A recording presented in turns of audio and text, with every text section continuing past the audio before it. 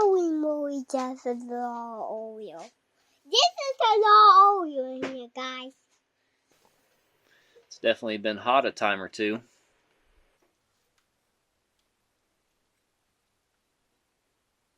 Well, that's no good.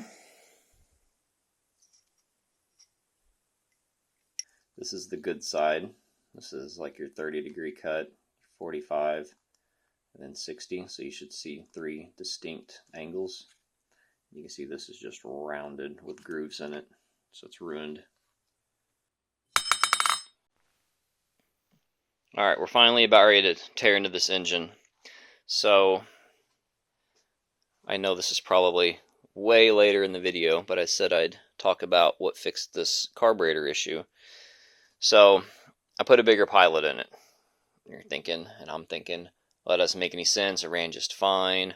Why did it all of a sudden need a bigger pilot? My theory is this was like something along the lines of like that. And then they went and put this gas tank on and pulled this out a little bit. Maybe even got it like jammed on this boot like this. Maybe not quite that bad. But the choke was partially on. Right? Because, I mean, that's choke. Like, that's the same thing as pulling that lever. It's just pulling this thing out. And that's my theory, is that basically this was in here kind of like crooked and then kind of jammed on that piece of plastic or something. And the tank was locking in place so it didn't move, and it was like staying like that.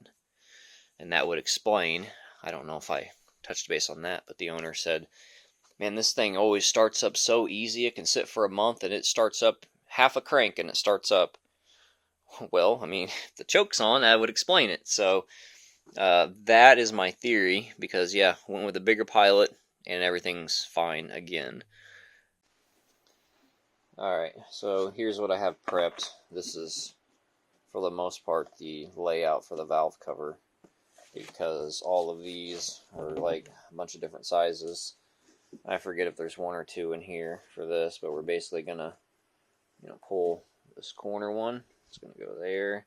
The one under here is gonna go here. The one here is gonna go there. That way we have all this laid out in a template. So when we go to put this back together, and we have 3-bond drying on the cover, we're not scrambling against the clock. Also noticed something when I was blowing out some of the dirt. Wonder how long that bolt's been missing. I wonder if there's something wrong with the threads. We're gonna find out. Alright, first thing I'm gonna do is clean out the heads of all of these, the Allen heads. That way we don't have any problems stripping stuff out.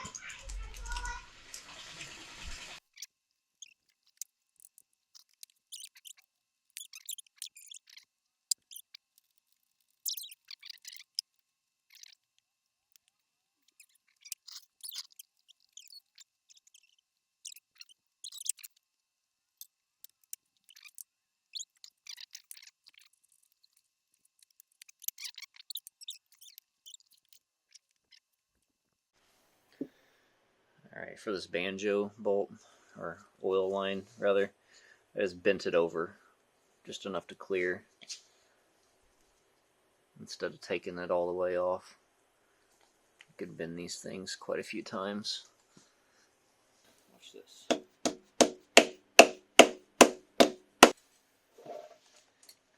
Alright, hold on. We're going to make a mess, so we got to get ready for it.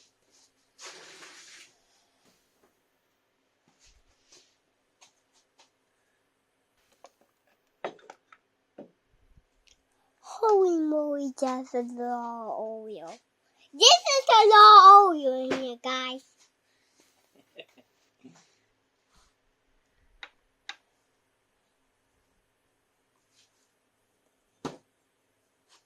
It sure is a lot of oil. How about we take one of these and we set it right here to soak some of that oil up. That's what I was saying.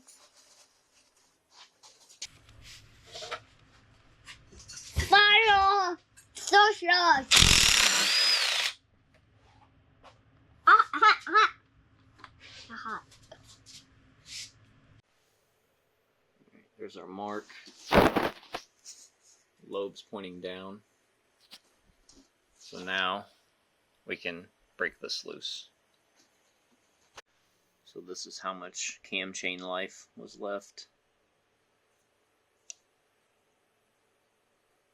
Less than 1/2 of an inch.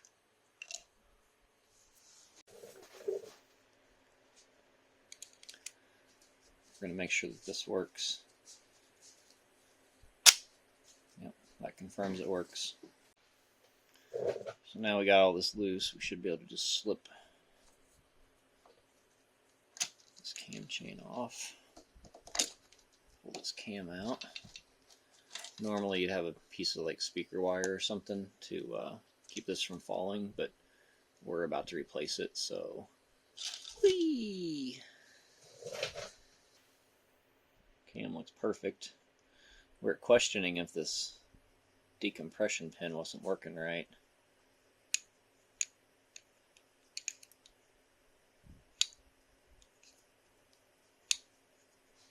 The way you do that is these guys here, when this thing starts rotating, and you're cranking it,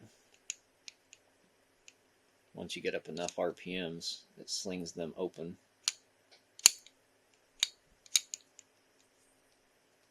And that allows this to get pushed down.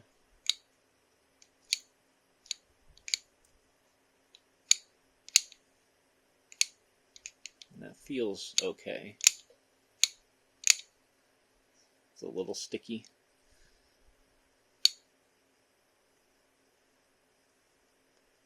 So we still don't have an explanation why the starter solenoid clicks sometimes like it's getting a bad connection. Or something's in a bind.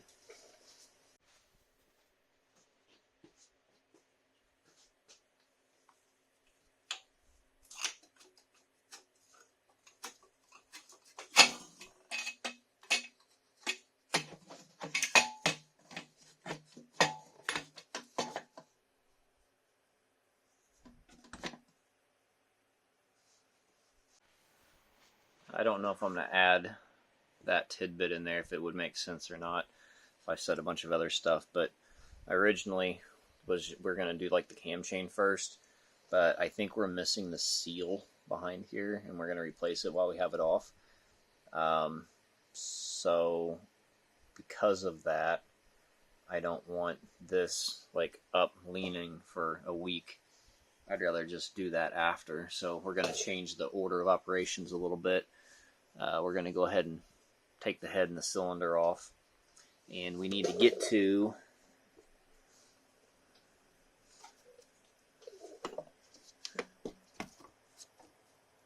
that bolt right there, and then there's one on the back side right there. We need to crack those loose first, and then we're going to take loose these 4.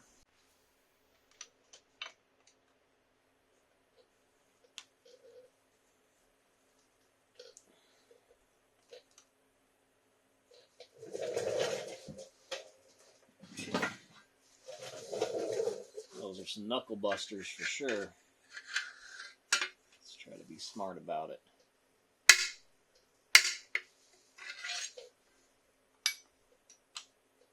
These bolts are goofy. Look at them.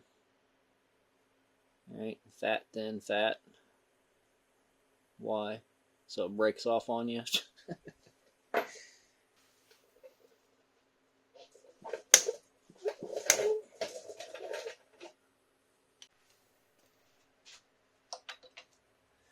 See if they talk. Are they gonna talk to us? Nope.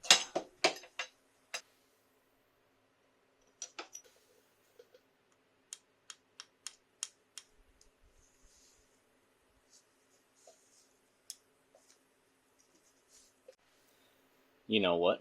We made an oopsie. We have one Allen head right here that we forgot to take loose.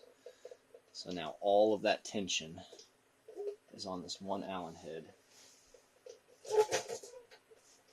It's got a bunch bunch of crap in it too.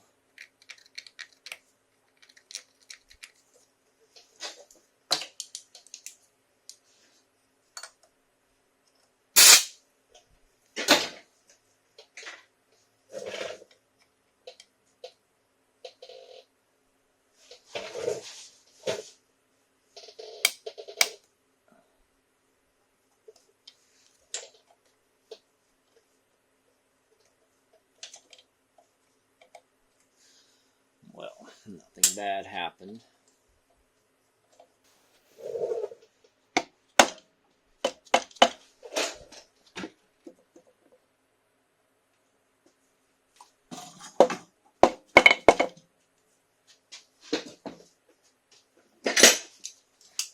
We need to take our little cavitation hose off. I think that's what it's called. This is on like a little barb. The barb likes to corrode and break if people put tap water in them.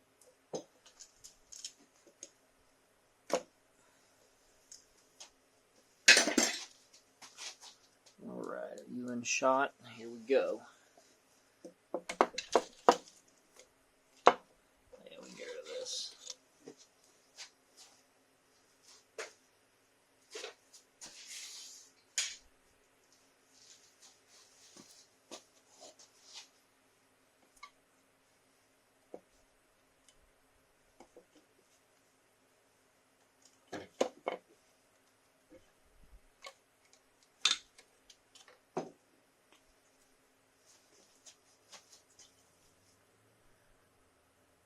Looking pretty. Alright, we've learned from our mistakes, so let's get these little babies broke loose first. Because these would actually be a bigger problem to try to repair.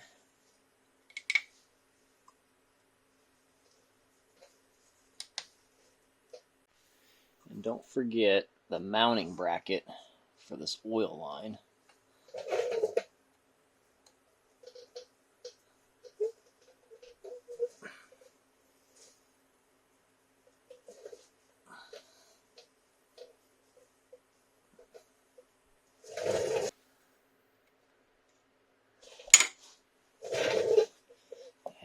See, that pulled out a couple threads with it. All it's doing is holding a bracket on. It didn't need to be that tight. It probably corroded and galled up.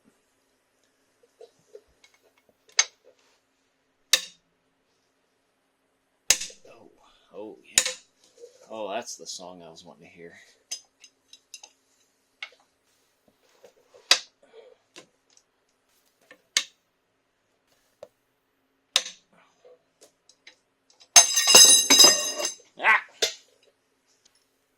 So the cam chain side's the longer ones.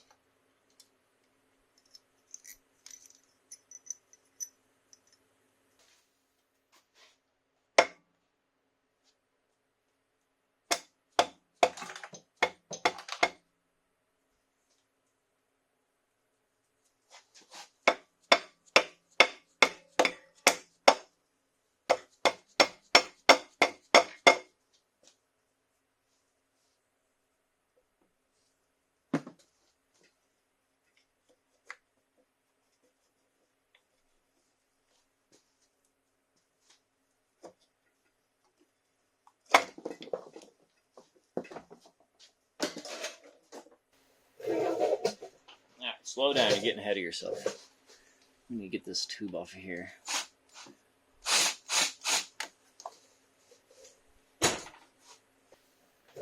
You can take it loose way up in here, but I'm going to take it loose here because it's easier. And we're going to be pulling all this stuff off anyway, so it's either going to be hanging off of this or hanging off of that, and I'm going to be messing with both of them, so it doesn't really matter.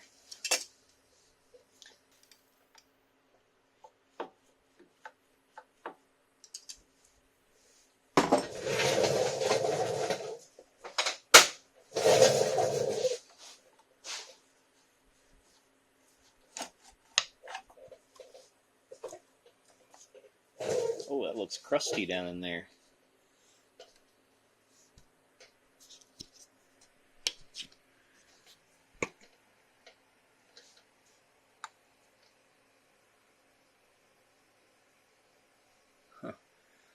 Someone was having a party in there.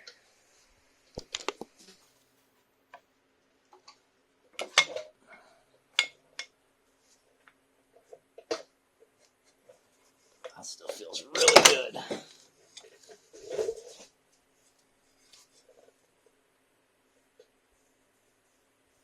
Oh no, we got scoring. Oh no.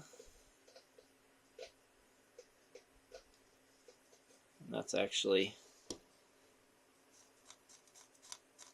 you catch it with your fingernail. We could hone some of that out. So that scoring was like right here, and there shouldn't be any ring gap right there, which, look at this.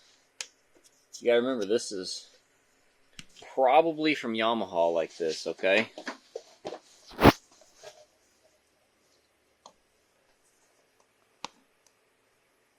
Those rings, get them lined up. And then this should not be on this axis. Basically, you never want the ring gaps like this way or this way.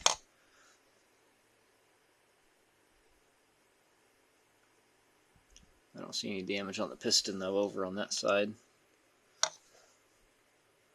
Yeah, that ring gap is wrong. These two ring gaps are wrong. That's crazy. It doesn't really look like anyone's been in here before, and that is a stock piston.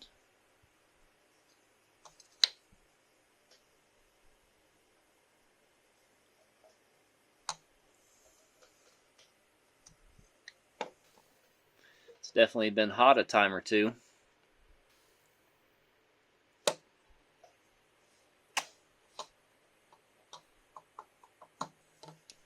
Feels good. Probably, you know, the 15 that it's supposed to have sideways and nothing up and down.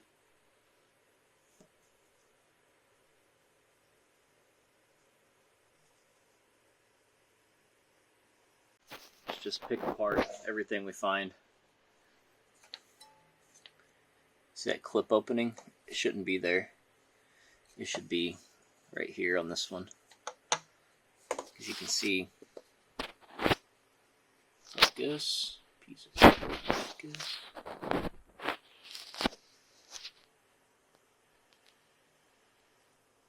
You can see that it's just like barely in there. Certain RPM and like vibration and resonation could make that pop out and walk out. It probably not, right? Like, it's not a race car, it's a four-wheeler, but still, I mean, hire a better robot. Come on, AI. You know so much. Where were you back in 2002 when your brother built this engine?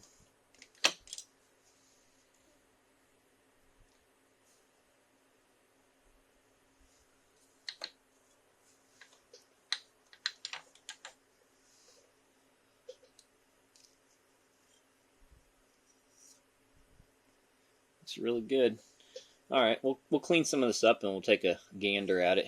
Here's the other ring gap right here. Like, I mean, maybe I bumped these and walked them a little bit, but they shouldn't be that close. All right. Got this one right here. Wrong. These two stacked. Wrong. This one on the wrist pin axis. Wrong. And it ran fine for, you know, it was still running fine for 23 years. Let's try to make these look a little bit better. Some of them are extra grody.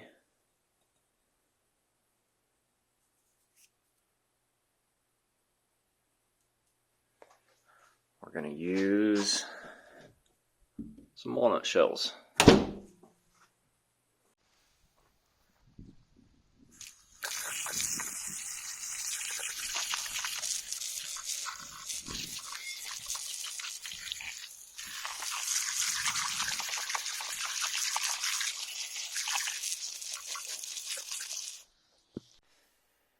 Alright, not perfect by any means, but now we can handle it without getting crap all over our hands, to wash our hands less and stuff. So the only thing that I did was I'm going to wipe this out a little bit, and then I blasted this with brake cleaner because we're not doing anything else with this. The rest of this stuff still has like kind of stuff hanging off of it, but we're about ready to replace the valve seals and the valve springs, so I didn't over clean too much of this just yet, but as we go we'll clean each thing as we know we're not messing with it anymore. There's the missing washer.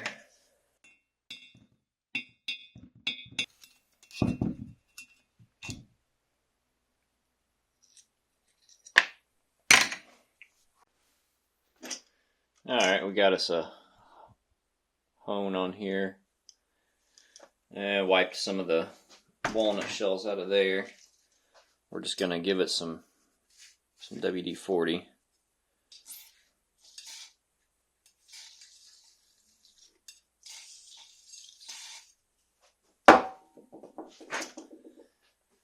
And I don't know what kind of angle that's going to be for you.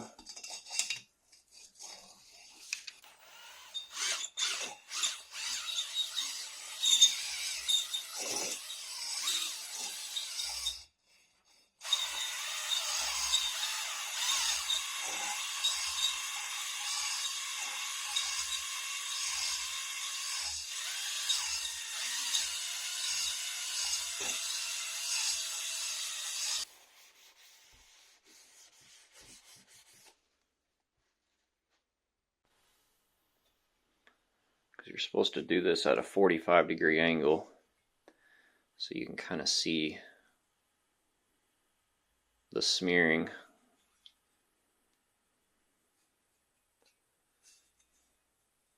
And that's how you know if you're getting the angle right or not. Also important that after you get done, you do this until nothing is left. It's perfectly clean.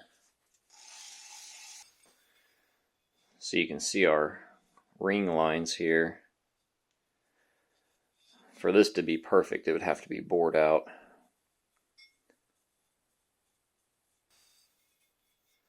But we already have the standard bore piston. So kind of already invested, and it did run.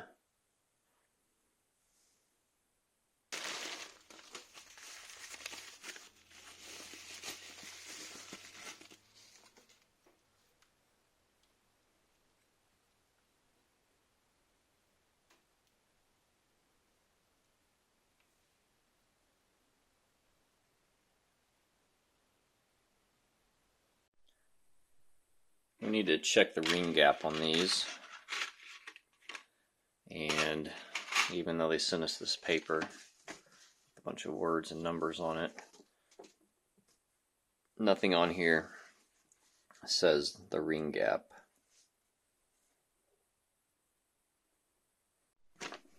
What it does say is the bore, right? If you go to Google this, it actually Grizzly 660 bore. The bore is 102. That's wrong because that's actually a 686. 102. That's wrong. 102 by 84. That's wrong because that's a listing for a 686. So it's actually 100 millimeters. 102 is the big bore. Thanks, Google. So then what we would need to do is we take 100 millimeters, convert it to inches, and we have 3.937. And then the formula to get the ring gap is you multiply the bore in inches by 0.004. Can you focus for longer than 2 seconds? So this is supposed to be our ring gap right here. So basically 16 thousandths. And there's a couple ways you can verify the bore. Get some like inside calipers, and they make more proper ones like telescoping inside calipers.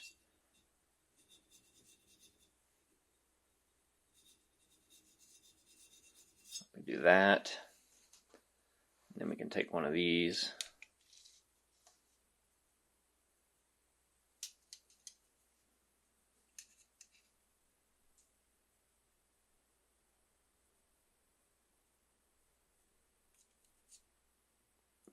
So we're pretty close. Definitely a 100 and not a 102.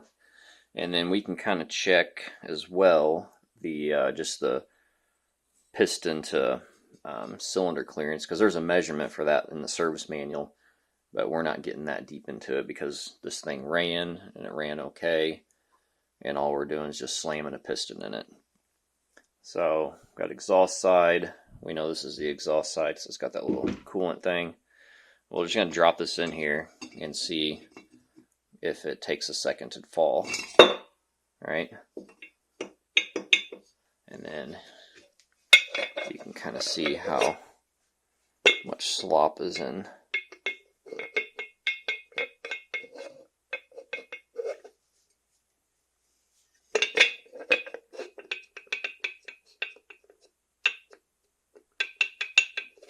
So you might think that that's a lot, but you really have to look at the skirt. And there's like hardly anything. And it's got a measurement here too, like if you were a machine shop. So it's saying 0.003 measure from bottom of piston skirt. I don't know how high up or down, but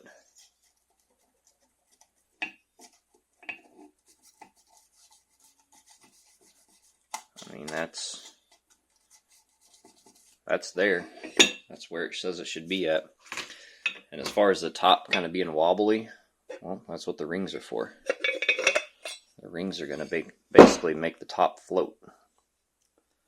Let's go ahead and measure one of these. Here's one of the compression rings. Put this in here. And then we're going to push this down well past that ridge point to where if we took that measurement right in here, obviously it's going to be a little off. But we can see our gap. That doesn't look like much. And we need to be at like 16 thousandths.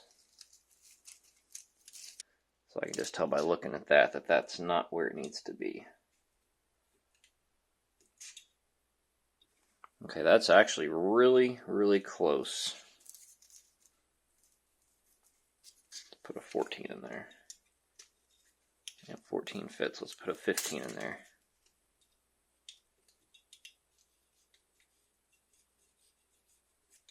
So it's probably about 15 and a half. And it's supposed to be 15, 0.7.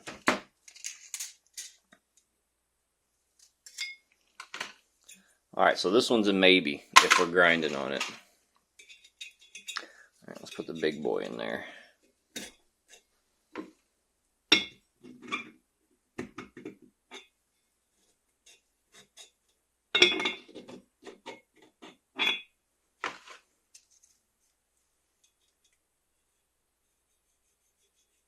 This one's perfect. 16 drags just a little bit.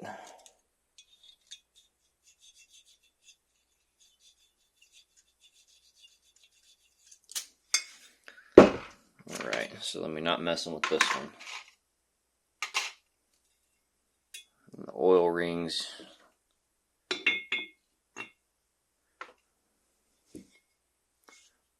We can see a gap in there. Oh, neat. I just realized it wasn't recording. Alright, so here's what we did. Got a ring grinder and then churning butter. And now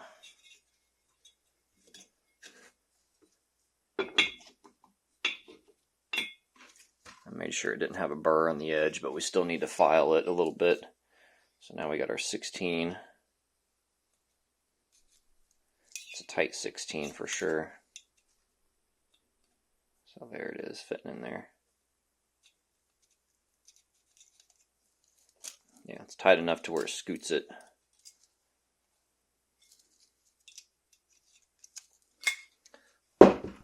but it's good to me.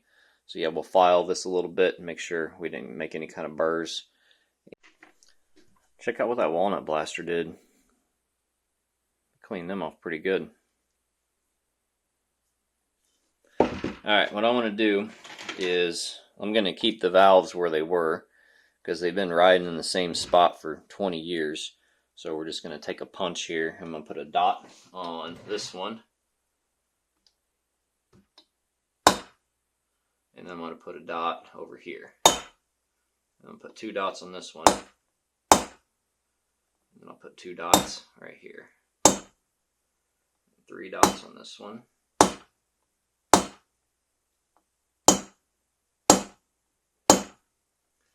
I'll put 1 dot on this one.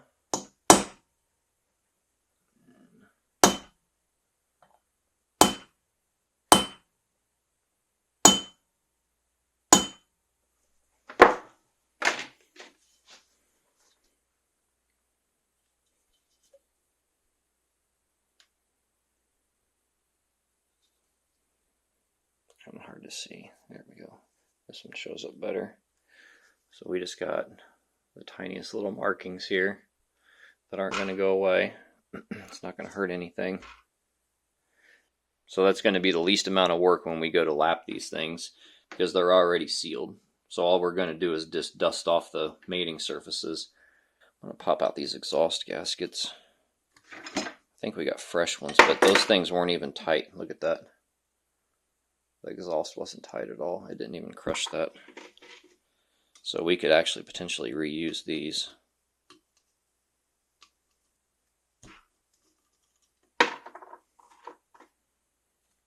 But we're going to port this head, so we need all this stuff out of here.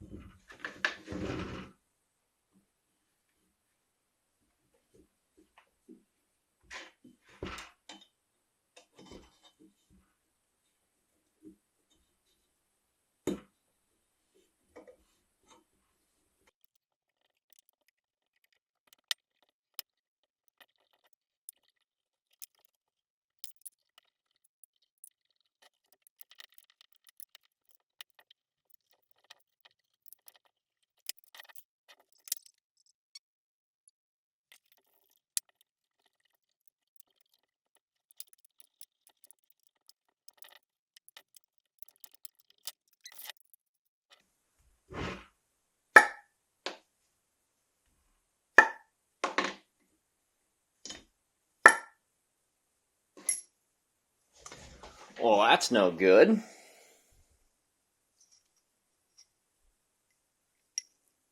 These valves are tuliped. They're ruined.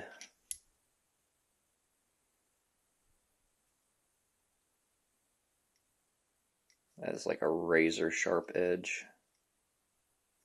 I thought they looked a little sunk in.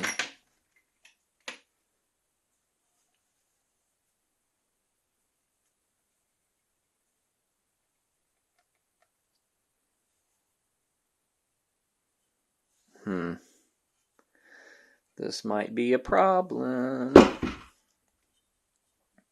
So they should look like that. Should have this little squared edge right there.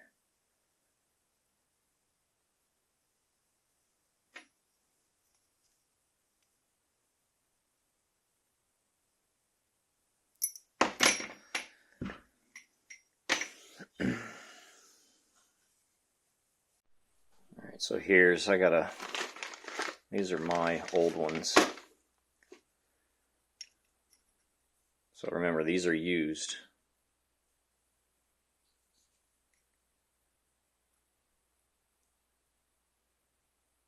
So that is a lot of material missing.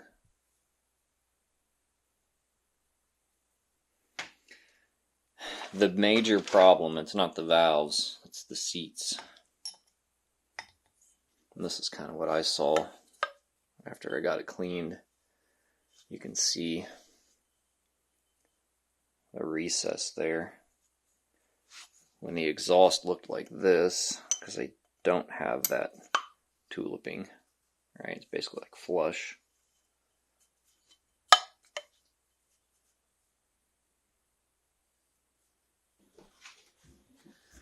Alright, check this out. Let me show you why this four-wheeler is probably about to blow up. See that? That's a piece of metal.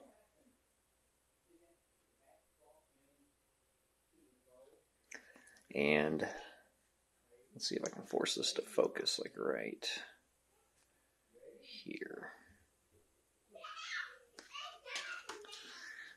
This is what happens whenever the engine is combusting, and let me try to put this right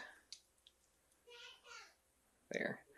So the engine's combusting, you know, obviously it's like explosions every time it combusts, and then heat hits this little spot. So if we put heat right here, you can see like it's not doing anything, right? But watch what happens as soon as we put heat on this little edge. You see it getting red hot. Maybe a different angle. So that's what happens. And then that, of course, that little piece can become molten. It can pop, it can sizzle. You see it curling up.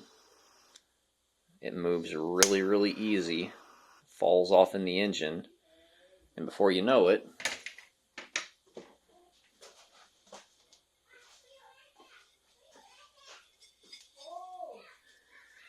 you have a spot like this from it grinding in a chunk of your valve.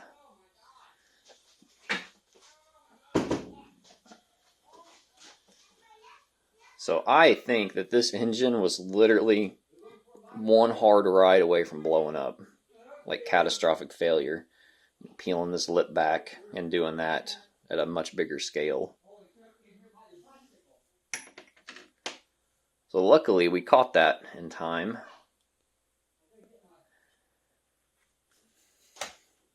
And we do have a plan for this head, but that's a secret. You'll have to wait. We're going to do some other stuff first.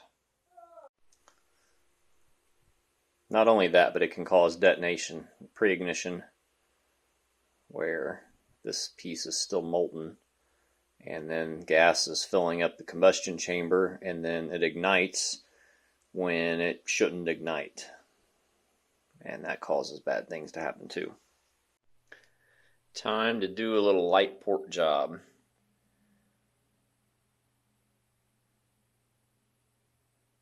Our main goal is to just get rid of all this crap, the casting. See that ridge line? It's rough.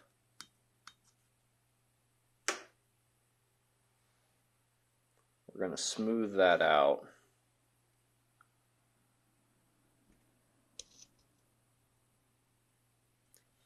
We're not taking off a whole bunch of material. We're mainly just trying to smooth it. And then we're going to blend some of these spots where the seat meets. And you can't see nothing in the exhaust. There's too much carbon, but it's got them too for sure. Well, you can actually see that one. That one's so bad you can see it through the carbon. And then we're going to do this manifold too. This actually looks like really good. But you can see kind of just like a glob right there, and then where they cut it right here. So we're going to blend all of that in.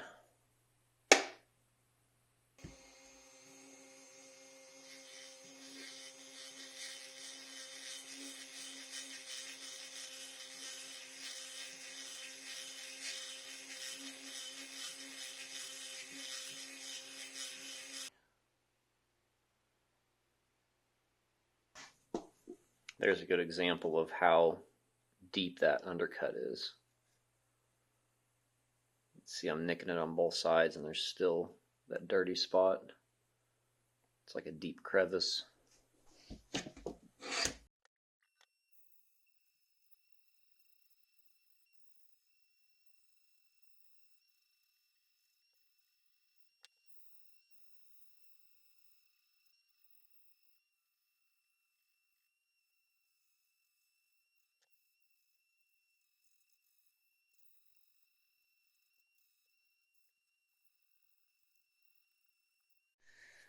Well, my Dremel died. And I think it's fixable. So this is what the brush should look like.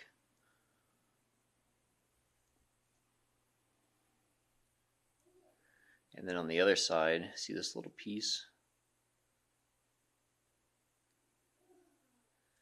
And then the spring is like down to nothing. It started making a real high-pitched whining sound. And I thought it was buttoned up because it was kind of jammed up against here. And I thought maybe it was like kind of getting in like this or something at first. And I think I hit the switch like as it died. But so we're done on the head porting for the day. I'll show you what I got because it's pretty close to being finished.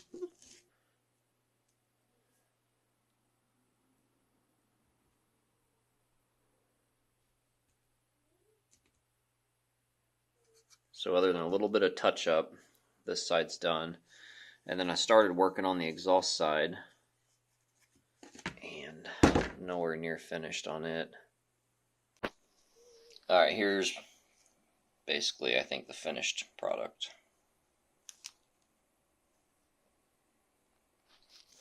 So that's left rough. Like it actually looks rougher on camera. It was hit with like one of them Brillo pad bits. It's kind of like smooth everything, but it's nowhere near as smooth as that. This is like glass basically when you touch it.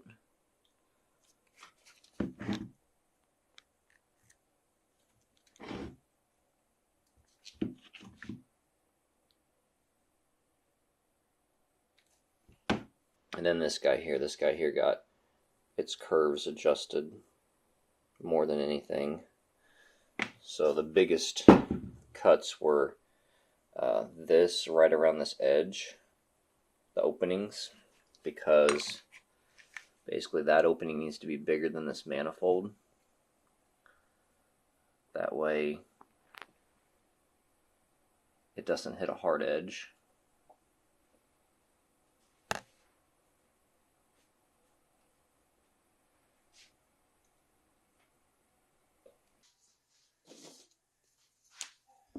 And what we're going to do is we're going to flatten this surface. And so I know this part of my workbench is flat to within 10 thousandths at this mark here. So what we can do is we can do like this. So ideally, I'd like to just kind of do like circles on this. This is 400 grit wet and dry. I didn't say that already. Do that, and then we're going to rotate it.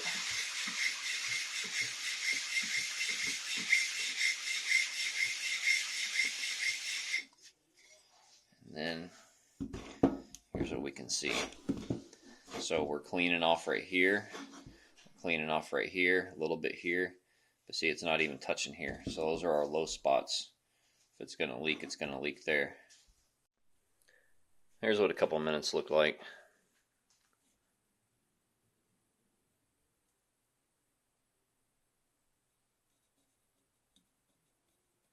The fact that I can get that with my fingernail means it's a low spot. It just hasn't hit it yet.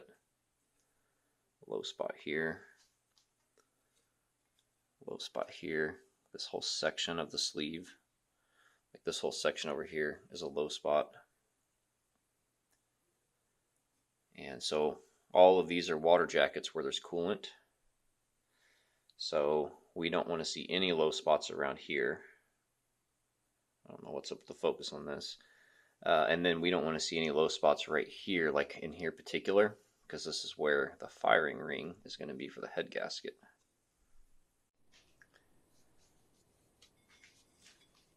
Alright, so here's what we're settling with.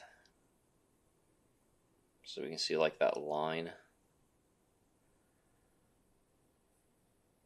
So that was like a really low spot. I think over here too.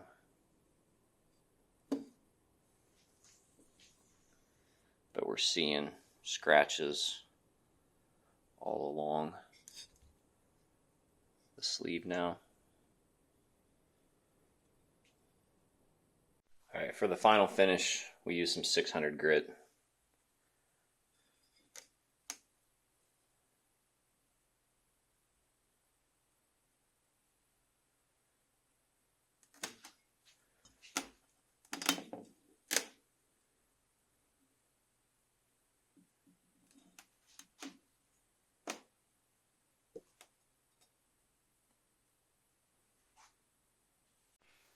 I came back around to this and touched this up more. I got that looking way better.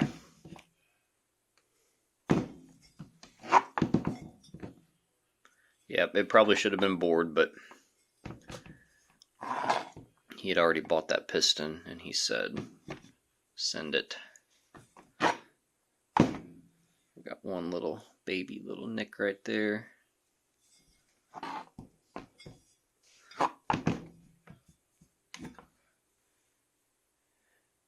You might be able to see where the low spots are.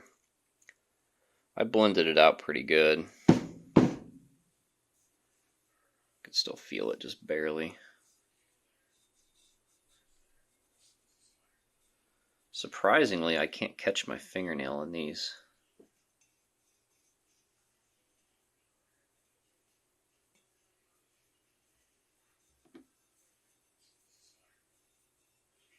I can just barely feel them.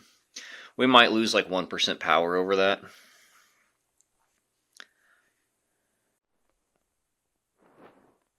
Alright, valve seat time. You can clearly see that's ruined.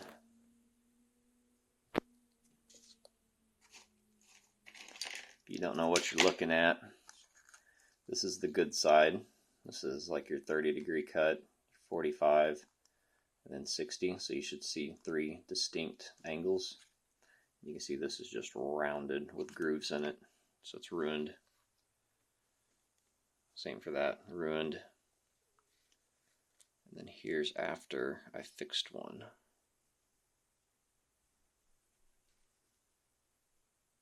I might have to do a little skim pass on that one. That was kind of like my first attempt. So we got some proper tools. Check that out. I don't know if I mentioned this already. Sorry if I'm repeating myself. But there's like 3 tiers of these cutters. China, garbage. Indian, it was like okay, but it was missing like one of these angles.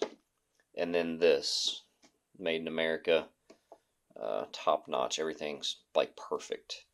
What's crazy is, you're thinking $267, man, that's nuts. Grizzly 660 head.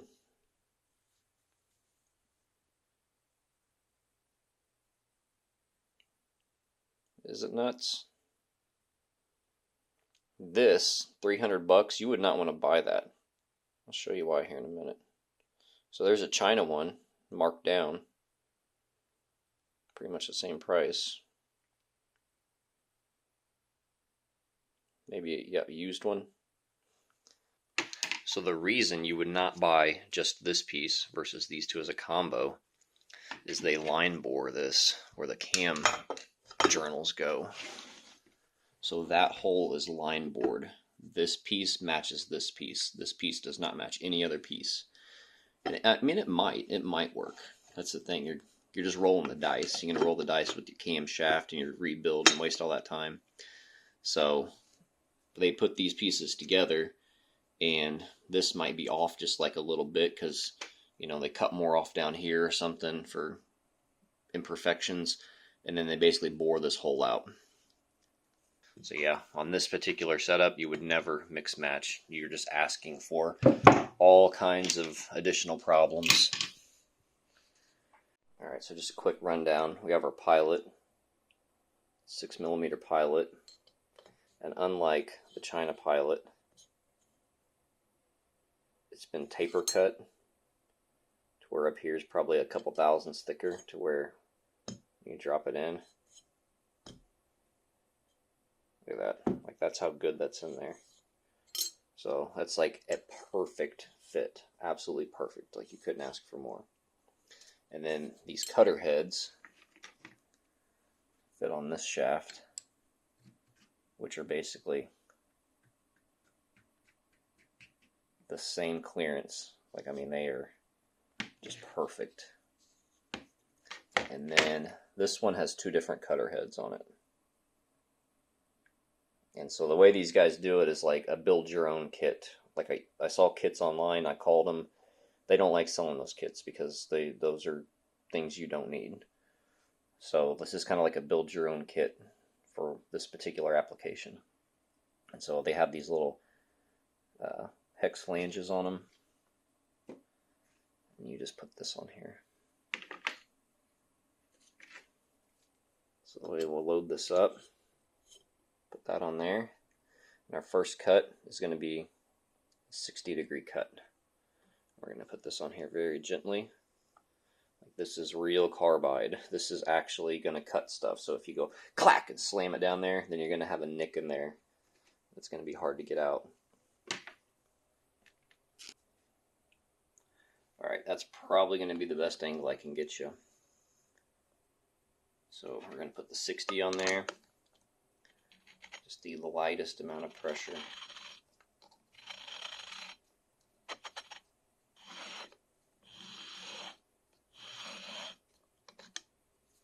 That's it. You can see where it cut. And so we're not concerned about that groove. You can see that little bitty groove right there. That's actually not a problem,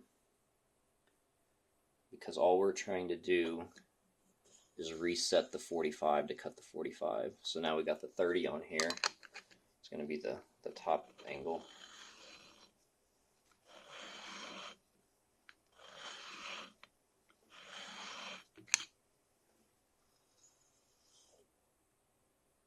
Okay, so now you can see we've pretty much got rid of that 45, which is what we want.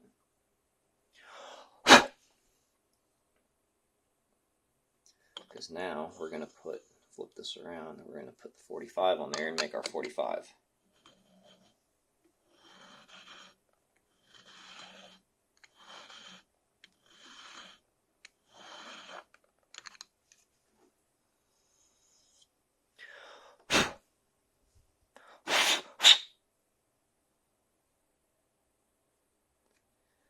And can't really tell if that's enough. I'm probably going to have to get you out of the way so I can see.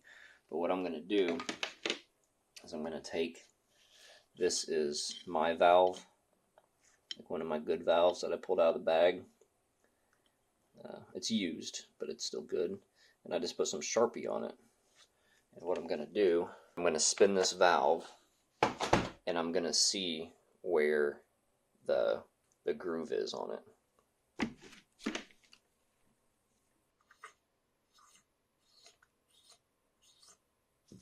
So you can see that's actually perfect. Like, it's perfect as far as being centered. You want to be in the center of that shiny spot. So that is like dead on. The only thing I have to check is if there is any rings left, which I don't know. So I'm going to have to look at that a little bit closer. Alright, I actually had to turn some lights off because it was making too much of a reflection.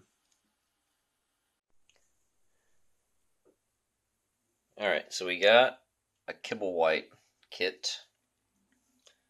We have titanium retainers, new keepers, double valve springs, new base washers. The exhausts are thicker than the intake. Stainless steel valves.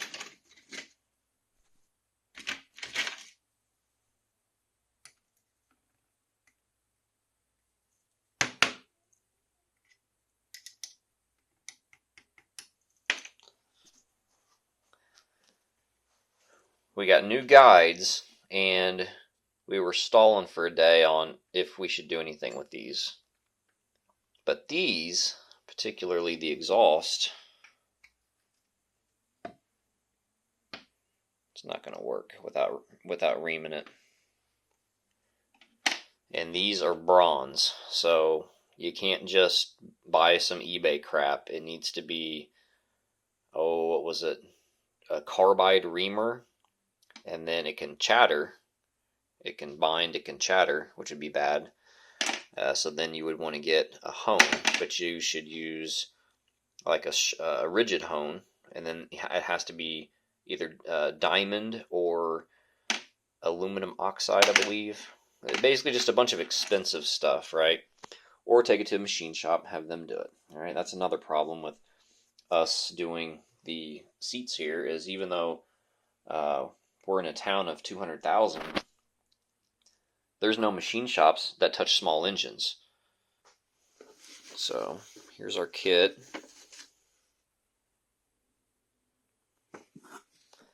Bunch of bags already opened up.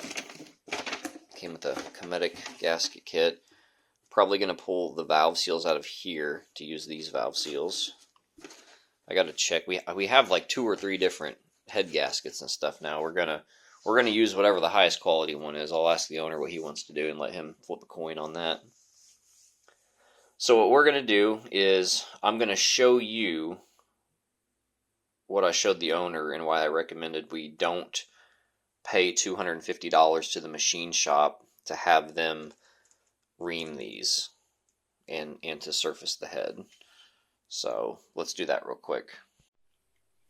All right, I got you looking at an exhaust valve. All right, this is a new one. And this is our reference, okay? So the exhaust side had no problems. The seats were good, the valves were good, had no issues, okay? So this is like our reference point. Well, the exhaust is supposed to be anywhere from 3 to 4 thousandths to 5 to 6 thousandths. I don't know the exact number, but that's just kind of like a guideline for guides. So what we're going to do is look at the slop in this. But we can see how much that moves back and forth, okay? So this is our reference point for us to compare to the intake side, which is really what we're questioning. So this is supposed to be 1 thousandths to 3 thousandths. All right, it's supposed to be about half of the other one. So can you see it moving? It is moving ever so slightly. Pull it up, much, much higher, you can see. But I think that's probably within that 1 to 3 thousandths. So, and it's like that on all of them. So I don't think these guides are bad at all. I think they're totally fine. So that's why we're going to skip the guides. Another thing I noticed too, as while I was doing this, is like there was an old timers trick whenever they would do engine work.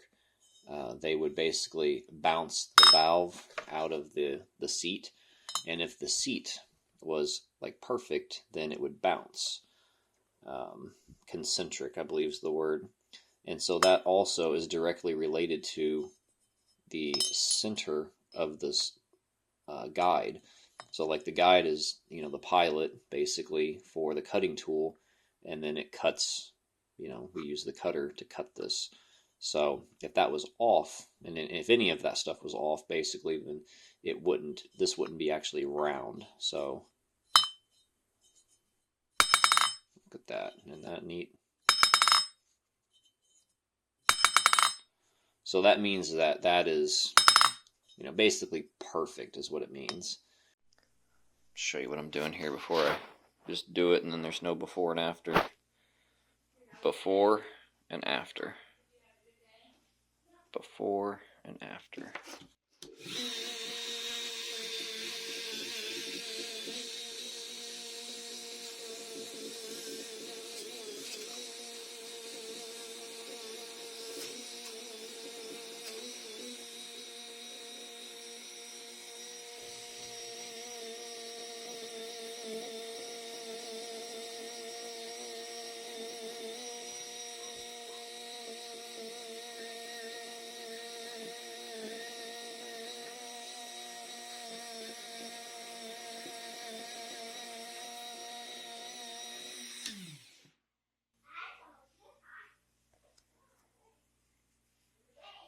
Feels like glass. Alright, now we're using this like an actual polishing wheel.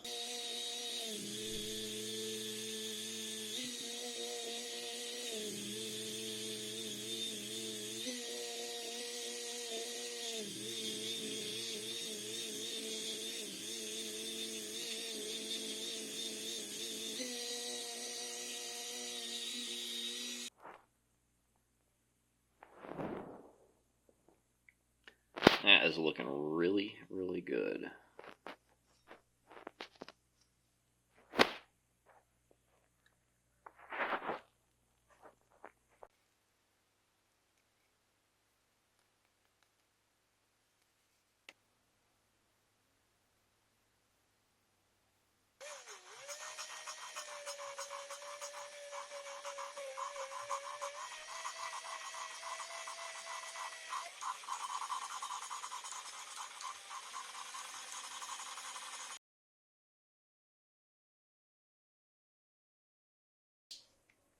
If you remember, I don't know if I'm going to show this footage, but some 3 little dots, we marked them like that.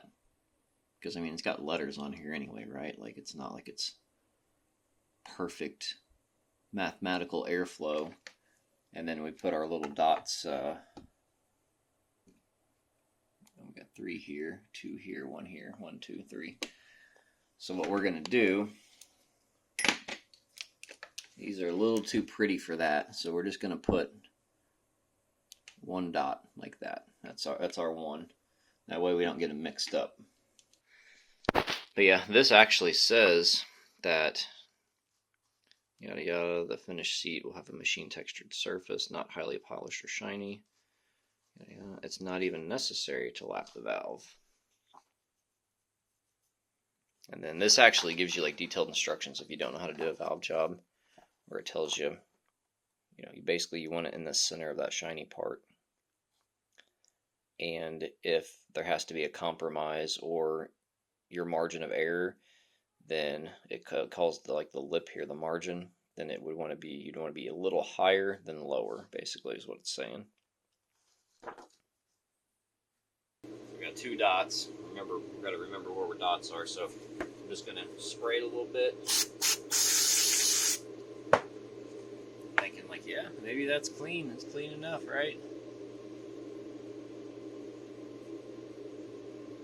Looks pretty clean.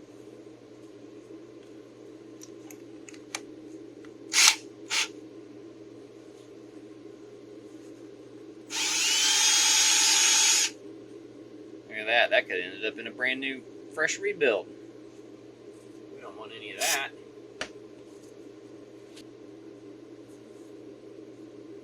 It's a pretty big deal.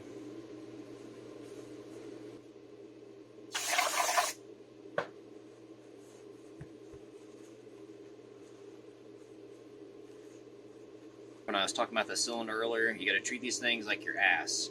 You just keep wiping until it's clean.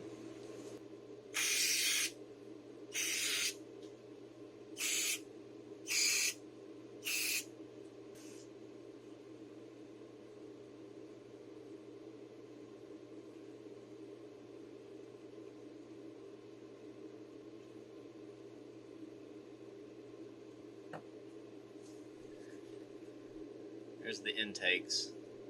That was the exhaust.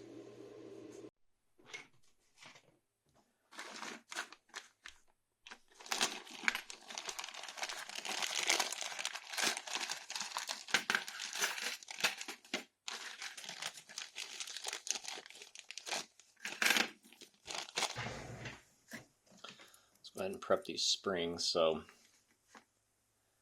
if a spring has a tighter coil on one side than the other, then the tight coil goes down. And I don't think these do. Let me look at them, not through the camera. Alright, something I like to do, poke this with my fingernail and see if it feels rubbery like that, or if it feels plasticky. Because if this has been sitting out in the sun, like in a window, it'll ruin this rubber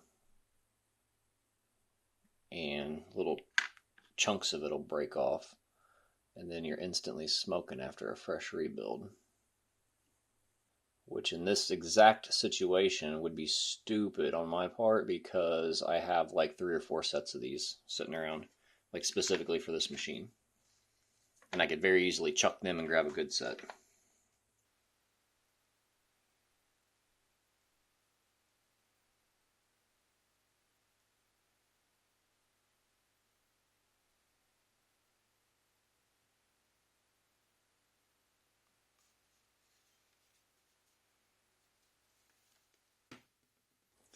So these things are actually dirty. Probably from bouncing around in a tumbler.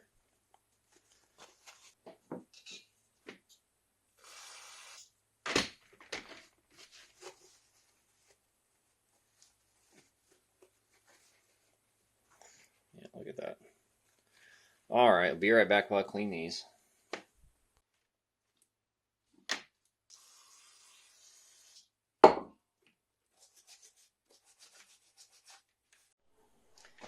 Alright, we got 2 thick ones and 3 thin ones.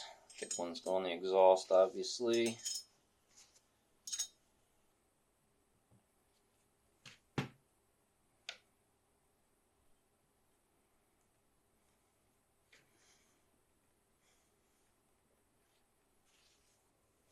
So yeah, we're going to take the old one. And I feel like I'm going to be blocking your shot. Let me see if I can get over here. How about that? There we go.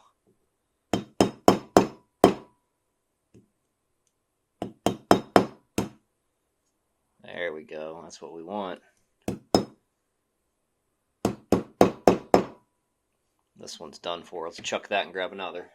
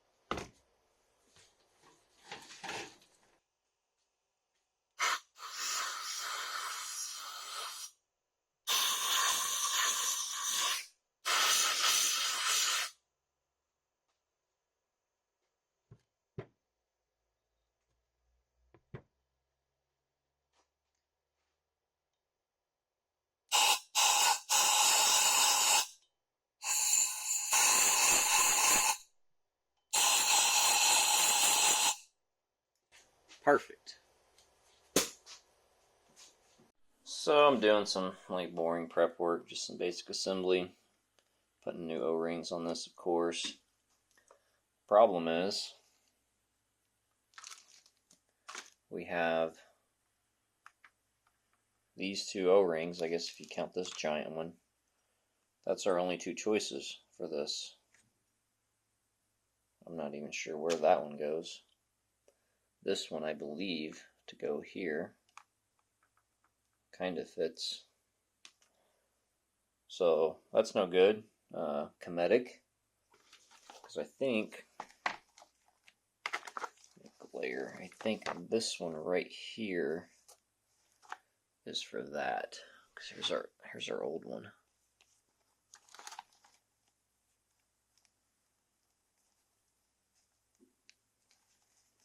So I think that's for this one. We're gonna have to open that kit, and then we'll see if we got a better fitting one for that. Something else I noticed, I grabbed the thermostat. I was gonna clean this seal up. Then I saw this thing like jammed in here. I was like, what is that all about? And I still don't know what that's all about.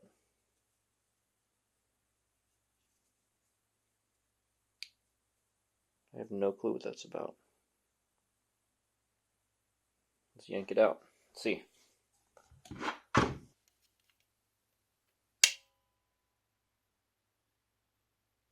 interesting. What in the hell even is that?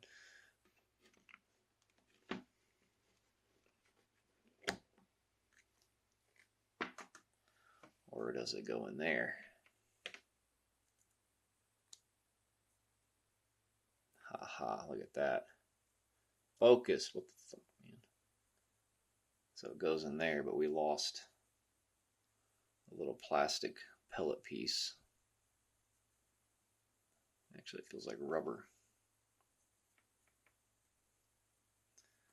Better not try to do that with my fingers.